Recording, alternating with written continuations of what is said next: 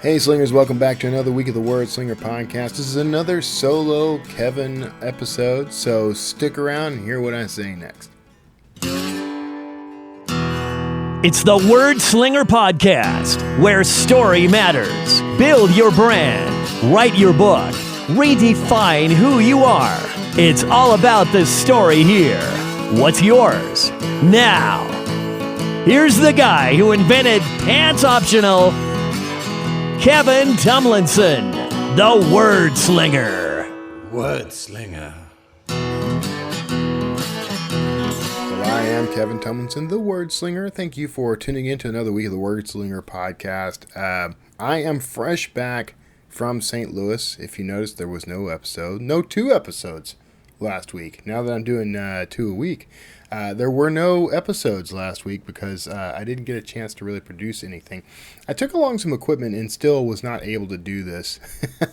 I learned a few things in this trip, but I did have a wonderful time in St. Louis. It was a great conference. I was at the Cat Writers Association conference, and I picked up something interesting there. I picked up an idea. And that is that inspiration and creativity and productivity. These things apply no matter what your drive is, right? We had a great time at this conference, and I have to tell you that going into it, I was not at all sure what to expect when I dropped in on this thing. I'm not a cat writer. I don't necessarily fit in that world of the bloggers and the people who, the industry professionals and the folks that I was kind of rubbing elbows with, but or is it rubbing shoulders? I don't ever know. I don't know the terminology for that actually.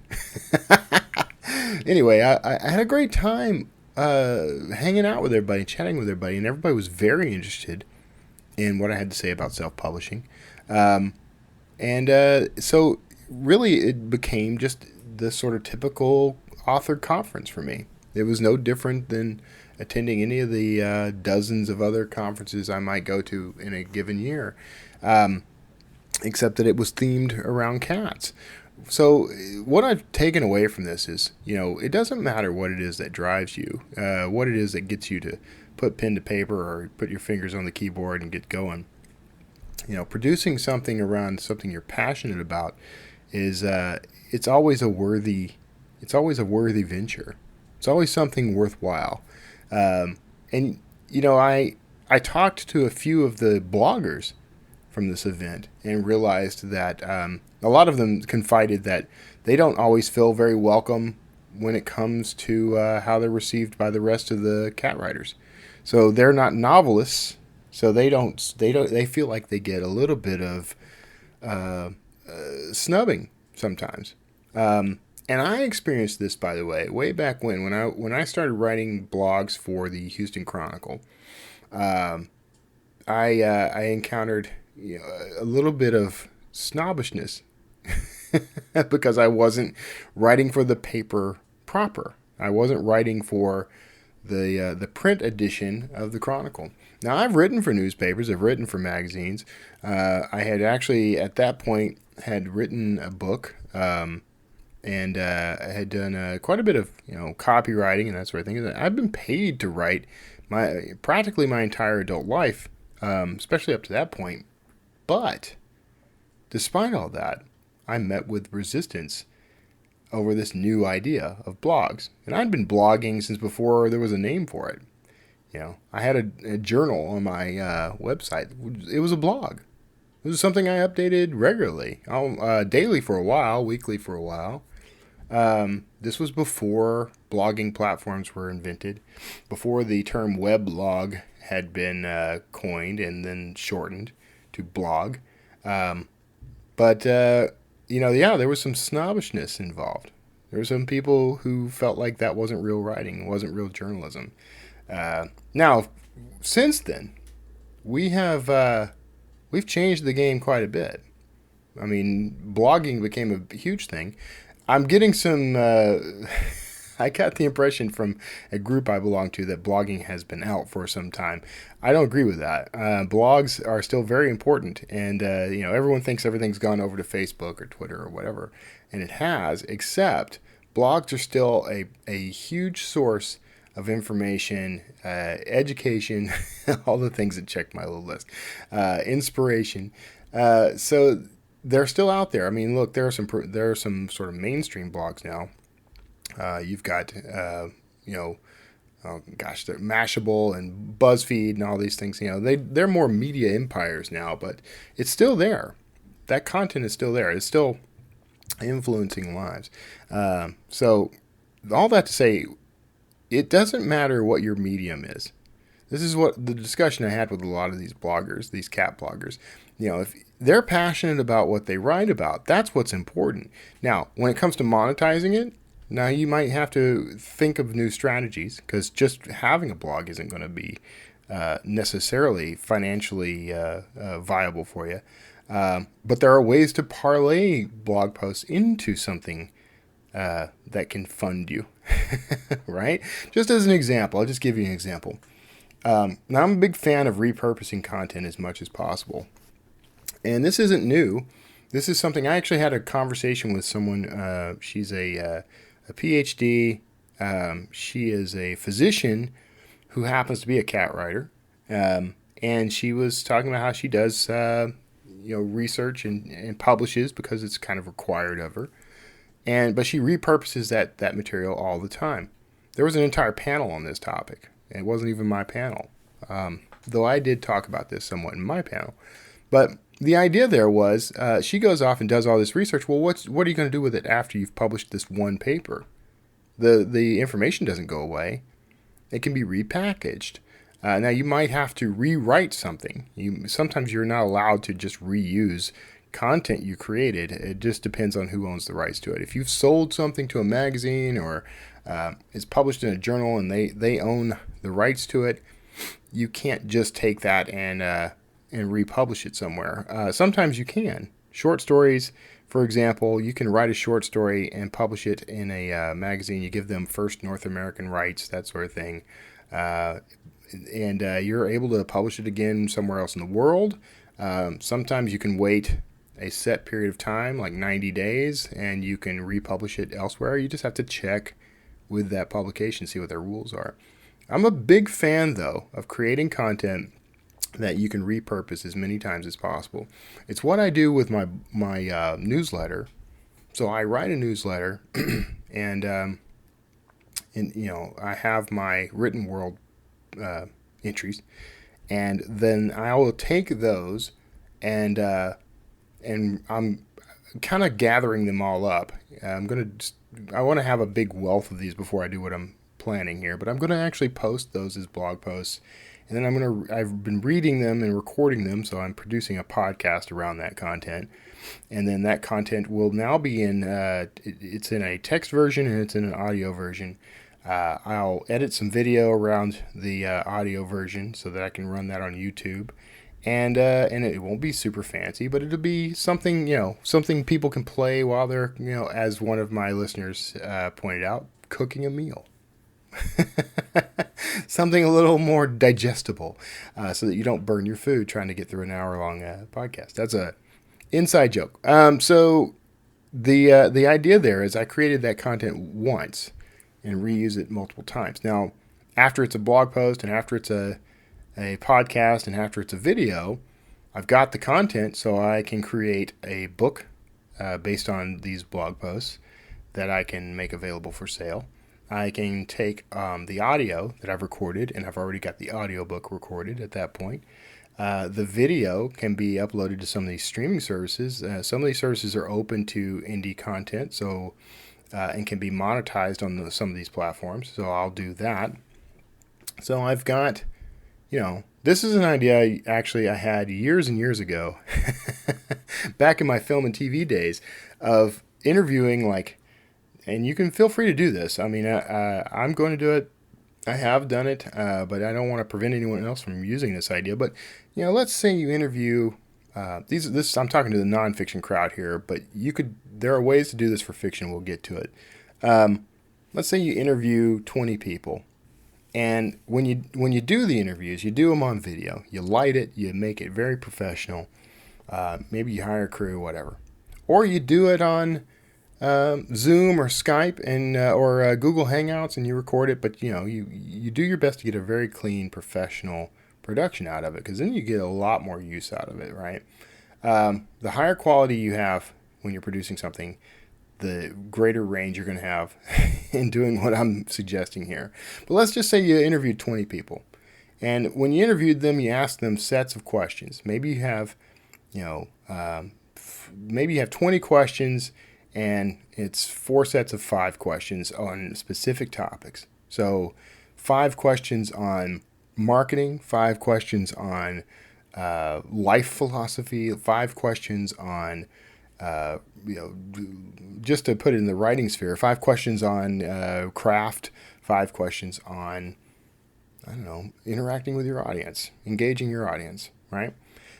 So you've got those 4 topics and 5 questions each from 20 people. Now you could take those, transcribe them, and I like using, there's a service called Temi, TEMI.com, where you pay pennies to transcribe. It's automated. You're probably going to have to do some cleanup. But between that, I can do that, and I can go on Fiverr or something and find somebody to clean up the transcription for me, right? And pay next to nothing. So that, by the way, is just astounding. When I was paying tens of thousands of dollars for transcriptions back in my video production days. But for, not a lot of money, you can have everything you've recorded transcribed. Well, look at what you've done. You've recorded a video. From the video, you can yank the audio and make a podcast. Yeah, and you've got the video. So the podcast can be just snippets of these conversations. Doesn't have to be the entire conversation, right? Multiple episodes. You can pre-produce them. That gets you an audience. And in each podcast, you can push the idea of another product. So let's say that you took the transcriptions and you made ebooks. No overhead. You can do print too. So that's 2 different products out of that. You can take snippets and do blog posts. Blog posts and podcasts are really good for aiming people at your content, for aiming people at what you're doing. Now you've got a whole list of products there. You've also got the video, so you can edit the video together, create short snippets for YouTube to help build an audience there, and cut it together as a little documentary series on each topic. You got 4 topics, so you can do, you can spread these out. You got 20 interviews, so you could spread it out even further. Do a topic in 2 parts. Do a topic in 3 or 4 parts if you want. But the idea here is to build up a library of content that you can manipulate in as many ways as possible, and then you can compile all that into one big documentary if you want. And you can make that available. CreateSpace is still around. You can still do CreateSpace for DVDs and that sort of thing, and upload to the streaming services. And there are ways to monetize that. So what you've got is, with a little planning, a little effort up ahead of time, you can create a whole bunch of products that help that will help you monetize your work. Now, that's really mostly aimed at the nonfiction crowd, but let me talk about fiction. And I got about 5 minutes, maybe 15 minutes. I got like 15 minutes left. I'm trying to do you guys a solid and not go hugely long on these things. So for fiction writers, the same sort of thing can apply. You could write a handful of short stories. I would suggest writing short stories that you publish on your blog, and you can either leave them long term or you can take them down after a certain amount of time. I would utilize some of the platforms that are out there, like Medium. Some of the there's now they're all going to escape me. But there's a handful of platforms out there, both on the web and on apps, that will allow you to publish your short stories and get feedback and get followers and that sort of thing. And you can always take those down. You don't have to leave it permanently. And but I don't see any harm in it, really. I have stuff. I have entire novels floating around out there for free that I still make money on. So it's just a way of getting people's attention, right? So you can write a bunch of short stories. You could also write articles and blog posts and things about your topic. So, for example, I write about archaeological. I write archaeological thrillers. I can write about archaeological topics. I can write about history. These are nonfiction pieces, but I can use them to point readers back to my fiction. And one of the things that does, by the way, is the history bits draw in a certain type of reader. And if they're interested in what I am writing as far as the style of writing and the history I'm covering, if I say to them, I also write fiction, you might get a 50-50 chance of a reader going through and becoming a reader of your fiction, but that means they're well vetted. You see where I'm going with that? So the nonfiction history stuff draws them in. They become interested. They like you, and then they move on and they go check out your fiction. So that is. That's one way to do that. So you've got those pieces, nonfiction and fiction pieces, short stories and articles, and you can bundle those into a book at the end of, maybe if you're, depending on how often you're doing short fiction, for example, let's say you're doing a story a week. Well, every month you could put out a collection of those 4 stories, or you could wait and do it every quarter, right? Just depends on how many stories you want to have in the book. And then you can do an omnibus or something or a collection at the end of each year. And so, you can repackage this content. Now, you don't want to cheat anybody.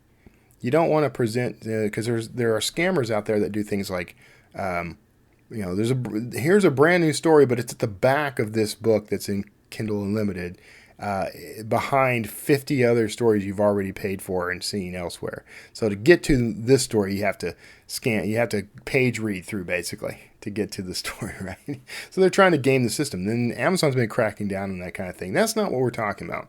We're talking about repackaging stories by themes, it's a way to reach a different audience with this stuff. Be very transparent about everything. This story, you could say in the description, this collection contains stories that have appeared in previous collections, and list them out. Be as honest as you can, really, because the last thing you want to do is make your reader feel cheated, because then they won't come back. The idea here is to build a relationship with your reader, and you can't build a good relationship if you're lying to them. So don't lie to them. That's my advice. That's Kevin's advice. So once you've got all that, you can also read those short stories and articles out loud, and record them if you feel comfortable doing that, or you can have someone do that. These are instances, by the way, where it's good to use a service like Fiverr.com. I don't recommend Fiverr. It's Fiverr, Fiverr.com. I don't recommend Fiverr for things like getting your cover done unless you just have no other means. And even then, I would be very careful about, my approach to getting a cover. But you can there are certain services you can find, and you're probably going to pay more than $5, but you can find editors who might be pretty decent, at least help you find typos for a reasonable rate. You can find you can find narrators, and you're going to pay more for these services, okay? More than $5. But this might be a good way to find somebody pretty good that's reasonable in price that you can work with. And if you're paying them to read a short story here and there, it's not going to cost you as much as paying them to read a novel. You can spread the cost out. So you could find a good narrator on Fiverr, have them produce a short story for you each week, or each month, or however frequently you want to pull this off. And however frequently you can afford. And then you've got a collection of these things read by the same narrator, which listeners like. You can bundle those and put those up as audiobooks through Findaway Voices. Get out to the world. 170 plus countries worldwide. You've got you've written them so you can bundle them as ebooks easy. You can, if you've got enough of them to bulk up your page count, you can do paperbacks. So there are just a lot of ways to monetize the same work. So all this started because I was talking about the cat writers and how they didn't feel accepted. So I wanted to round this off, by the way, by talking about that idea, because the last thing you should ever worry about is whether or not what you're writing is popular, is accepted. We live in a world now where you can produce basically anything you want on any topic you want, and you should never feel ashamed of that. Now, there are things you shouldn't write about. And maybe this is mostly my opinion, but there are topics, some of which are never going to make you any money because they're unmonetizable. But don't let that stop you either. If you feel like you need to express yourself, there's always an audience out there for this stuff. There are certain topics that are forbidden, taboo. Maybe you can find a market for that as well, but you have to deal with your own conscience on that sort of thing. But don't let the popular kids tell you that you can't do it, because if you listen to those folks, if everybody people listen to the popular opinion all the time, we wouldn't have some of the most amazing stories we have. Frankly, The Martian would never have been written if Andy Weir had been paying attention to, advice from the quote successful authors out there. It's just not it's not a book written in a way that would have gotten a traditional audience. Because he wrote it on a blog platform first, it had many more advantages. He was able to do something very experimental that worked out very well. The same with Wool from Hugh Howey. The same with a lot of books that are out there. I just interviewed, in fact, this Friday, you're going to hear an interview with Michael Bunker, talking about the movie deal for his book Pennsylvania. It's about an Amish guy in space. You're never going to see that in traditional publishing. They're going to tell you it can't sell, and he's got a movie deal. So you have to decide what it is that you're passionate about, what story it is that you want to tell. Don't worry about anything. Just go tell it. I hear people, I have heard some really horrible things said about indie publishers, about indie writers. There are just people out there who just don't think we should exist. There are people out there who think that we are ruining literature, that we are, because we're not going through gatekeepers, we are not worthy. Something? Let them say whatever they want. Let them say just anything they want to say. Because the fact is, we know, you and I know, that there's a market for everything. That, it's not about, it's more about being earnest, being honest, being personable, being forthright. It's more about that than anything else. So I want to encourage you to pick up the pen, pick up the keyboard, and write. And don't worry about, getting approval from anybody. Don't worry about gatekeepers. There is going to be a way for you to get your work out there. And, if you want a traditional contract, then you're going to have to play by their rules. And that is fine too. If that's the way you want to go, don't let the indie authors make you feel bad about it. Don't let me make you feel bad about it. You've got just as much right to pursue that career as I had to pursue mine. And it doesn't matter. Success is something you're going to have to define for yourself. And almost everybody at some point defines success by a dollar amount. But the truth is, success is doing what you love, being able to do what you love with no one to stop you. And if you can get there by going through traditional publishing, God bless you. I know thousands of authors who've done it, and they're perfectly happy. If you can get there by writing about cats on your blog, do it. If you can get there by recording yourself, reading your emails and blog posts, whatever, then do that. But the point here is, there's nothing to stop you from going out and creating the work that you want to create, mastering this world that you want to master. There's absolutely nothing. As Jim Rohn says, you are the variable. All things being equal, the key to your success is realizing that the only thing you can control, the only variable you can control is you. Your attitude, your perspective, the way you think, the way you react. You can control your response. You should respond and not react. That's the rule. You should think and respond and never react. That's the rule.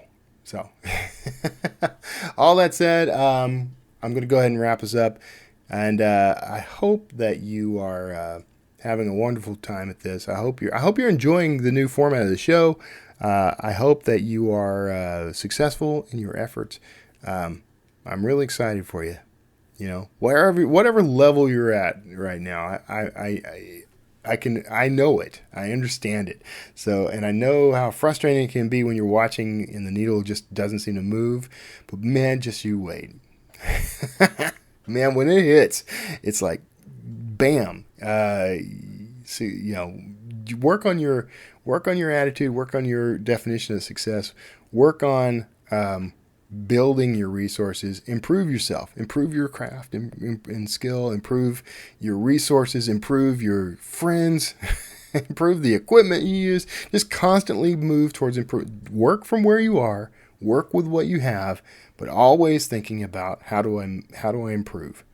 And I promise you, life is going to get pretty sweet. So that's it for today's episode of the Wordslinger podcast.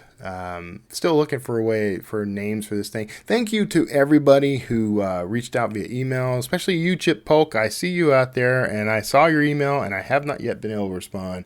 I haven't been able to respond to anybody yet. But some of you have said some pretty amazing things, and with some pretty fantastic encouragement. I really do appreciate that. You have no idea how much I appreciate that. I need that stuff. I need that. That's how I'm like a positivity vampire. Okay. Take care of yourselves. Have a fantastic week. Tune in Friday for Michael Bunker's interview. God bless each of you, and I'll see you all next time. Wordslinger.